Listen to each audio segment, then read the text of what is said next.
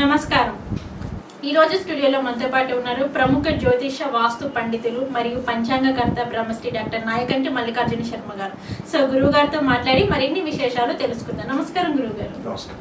గురువు గారు, మనకి ఈ నెల 19వ తారీఖు నుంచి చూసుకున్నట్లయితే శుక్రుడు అనేది మారబోతున్నాడు. అంటే మేషరాశిలో నుంచి వృషభ రాశిలోకి వెళ్తున్నారు కాబట్టి సో మనకి ఏ రాశుల వారికి బాగుంటుంది అంటారు? తప్పకుండా. ఓం శ్రీ గురుభ్యో నమః. శుక్రగ్రహం, శుక్రుడు సుఖాన్ని భోగాన్ని సౌఖ్యాన్ని ఇచ్చేది, వివాహకారకుడు కూడా శుక్రుడే. ఈ శుక్రగ్రహం యొక్క అనుకూలత అనేది ఎవరికైనా ఉండాలి. అంటే వివాహం అనేది జరిగితేనే సంతానం కలుగుతుంది. వివాహం లేదు అనుకో మనిషి డబ్బులు సంపాదించడం కూడా దండగే. అంటే సంతానం ఉంది అనంటేనే డబ్బుల యొక్క ప్రాధాన్యత ఉంటుంది. అంటే ఒక సృష్టి ధర్మం లాంటిది. అంటే సుఖాన్ని భోగాన్ని సౌఖ్యాన్ని కళలకు సంబంధించింది శుక్రగ్రహం. అంటే వీనస్ ప్లానెట్ అనేది రిప్రజెంటివ్ చేసేవన్నీ కూడా మ్యాటర్ స్టేటస్ని రిప్రజెంటివ్ చేసే ప్లానెటే శుక్రుడు. శుక్రగ్రహం అనేది అనుకూలంగా ఉంటేనే వివాహం జరుగుతుంది. వివాహం తర్వాత సంతానం కలిగే అవకాశం ఒకటి ఉంటుంది. అంటే ఏ తల్లిదండ్రులైనా డబ్బు సంపాదిస్తున్నాడంటే పిల్లల గురించే. అంటే శరీరంలోంచి ఆనంద ధాతు హృదయంలోంచి కదిలితే సంతానం కలుగుతుందని శాస్త్రంలో చెప్పబడింది. శుక్రుడు ఏదైతే వృషభ రాశిలో ఉండటం వల్ల, వృషభ రాశిలోకి మారటం వల్ల కొన్ని ప్రత్యేకమైన విషయాలనే ఒకటి ఉంటుంది. అంటే శుక్రుడు సంబంధించిన ఇక్కడ శుక్రుడు వల్ల కొన్ని రాజయోగాలు కలుస్తాయి. అంటే ఇక్కడ వృషభ రాశిలో ఈ నెలలో శుక్రుడు, గురువు, రవి కొన్ని గ్రహాల యొక్క సంచారం జరుగుతుంది. ఇక్కడ ఆ సంచారం వల్ల ఏంటంటే కొన్ని శుభయోగాలు జరిగే అవకాశాలు ఎక్కువ ఉంటాయి. ప్రత్యేకంగా మనం శుక్రగ్రహాన్ని తీసుకున్నాం అనుకోండి, మేషరాశి వాళ్ళకి ఎలా ఉంటుంది అంటే శుక్రాదిత్య రాజయోగం వల్ల కాంట్రాక్టులు చేతికి రావటం ఒకటి, ఫైనాన్షియల్ పరంగా ఆర్థికంగా ప్రయోజనాలు కలగటం ఒకటి, అలా ఆర్థిక పరిస్థితులు కూడా బాగా మెరుగుదల జరిగే అవకాశాలు ఎక్కువగా ఉంటాయి. అలా కొన్ని సమస్యలు కూడా పరిష్కారం కావటం, ఆ పరిష్కారంతో పాటు కొన్ని కోరుకున్న కోరికలన్నీ కూడా నెరవేరటం, వివాహం కాని స్త్రీ పురుషులందరూ కూడా వివాహం జరిగే అవకాశాలు ఎక్కువగా ఉంటాయి. సాధారణంగా గోచారీత్యా శుక్రుడు 1, 2, 4, 5, 8, 9, 11 స్థానాల్లో శుక్రుడు ఉంటేనే శుక్రబలం ఉన్నట్టు అర్థం. అంటే శుక్రుడు గోచారీత్యా అనుకూలంగా ఉంటాడని అర్థం. అయితే ఇక్కడ వృషభ రాశిలో 1వ స్థానంలో శుక్రుడు ఉంటే మంచిదే.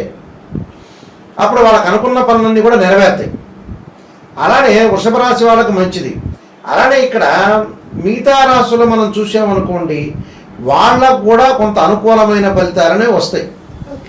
దానికి ముఖ్యంగా మనం చూడాల్సిన పని ఏంటంటే 1, 2 నేను ఇందాక చెప్పినట్టుగా 4, 5, 8, 9, 11 రాశుల వాళ్ళు ఎవరైతే ఉంటారో వాళ్ళకి అనుకూలమైన ఫలితాలు ఉంటాయి.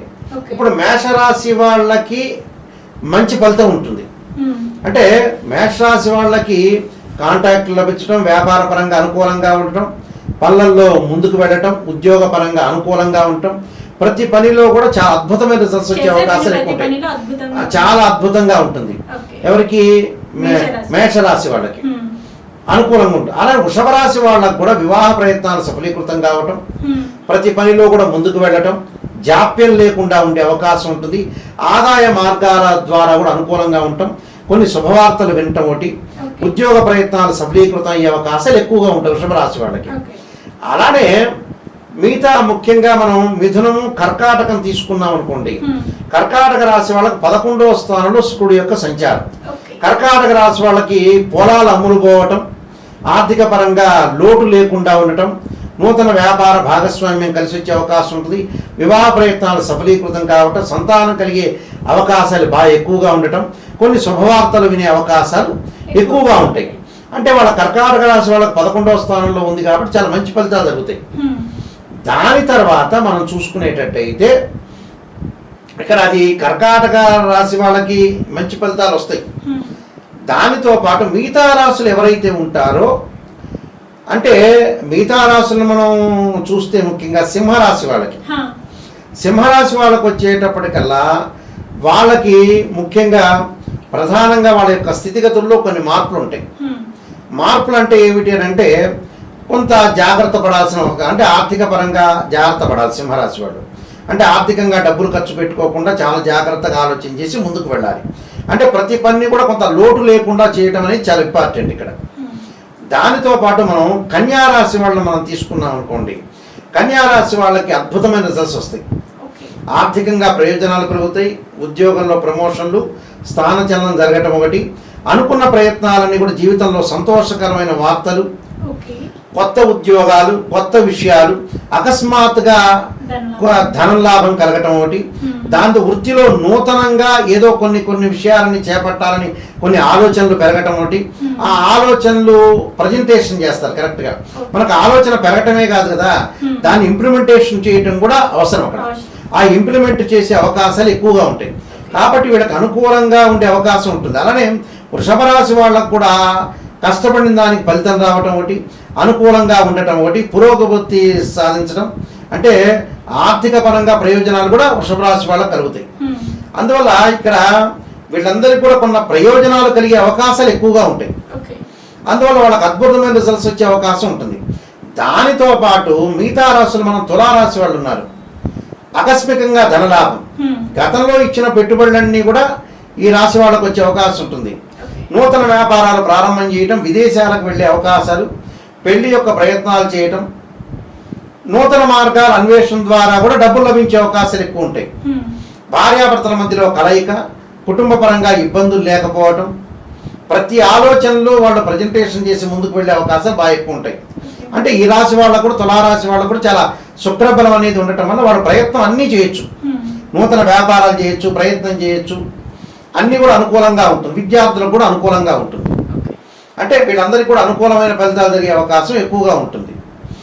అలానే తులారాశి వాళ్ళతో పాటు ముఖ్యంగా నేను ఇందా చెప్పినట్టుగా కన్యారాశి వాళ్ళకి అద్భుతమైన రిజల్ట్స్ వచ్చినాయి, తులారాశి వాళ్ళకి బాగున్నాయి, వృషభ రాశి వాళ్ళకి బాగున్నాయి, మేష రాశి వాళ్ళకి బాగుంది, కర్కాటక రాశి వాళ్ళకి బాగుంది.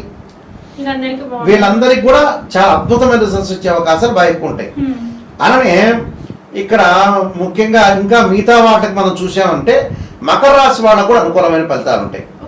శుక్రగ్రహం వల్ల ఇప్పుడు వృషభ రాశిలో శుక్ర సంచారం వల్ల మకరము, కుంభం, మీనం, మేషం, వృషభం 5వ స్థానంలో ఉన్నాడు.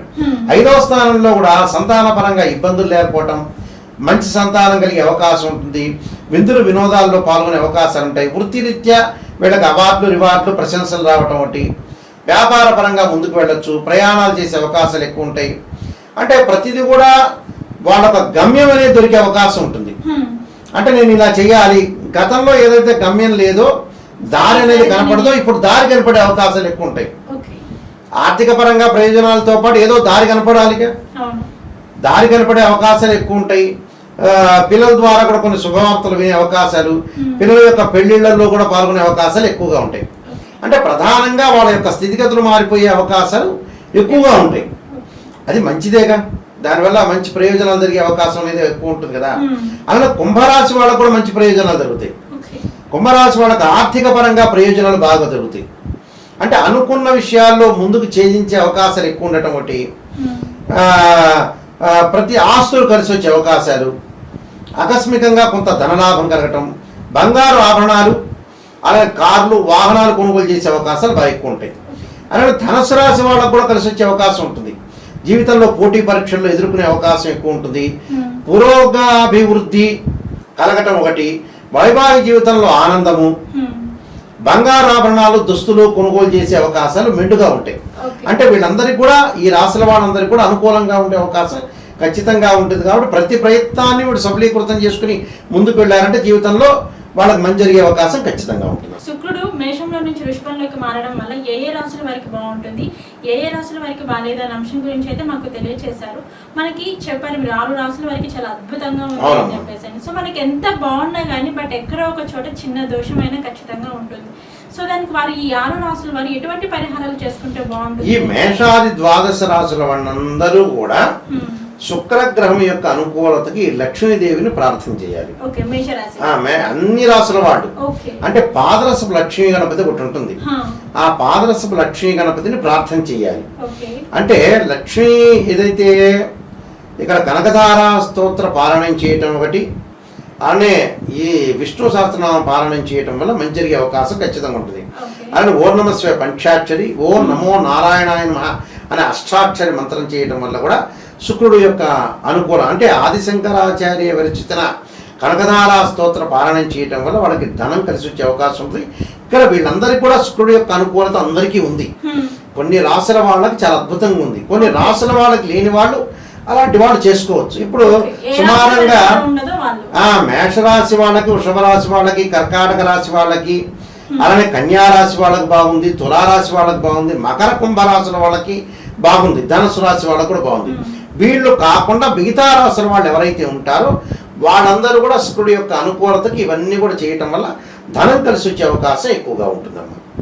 ఓకే గురువు గారు, శుక్రుడు చేంజ్ అవ్వడం వల్ల అంటే మేషంలో నుంచి వృషభంలోకి వెళ్ళడం వల్ల ఏ రాశుల వారికి బాగుంది, ఏ రాశుల వారికి బాగాలేదు, అలాగే బాలేని రాశుల వారు ఎటువంటి పరిహారం చేసుకుంటే వారికి ధన ప్రాప్తి కలుగుతుంది అనే అంశం గురించి అయితే మాకు చాలా చక్కగా తెలియజేశారు. ధన్యవాదాలు. నమస్కారం.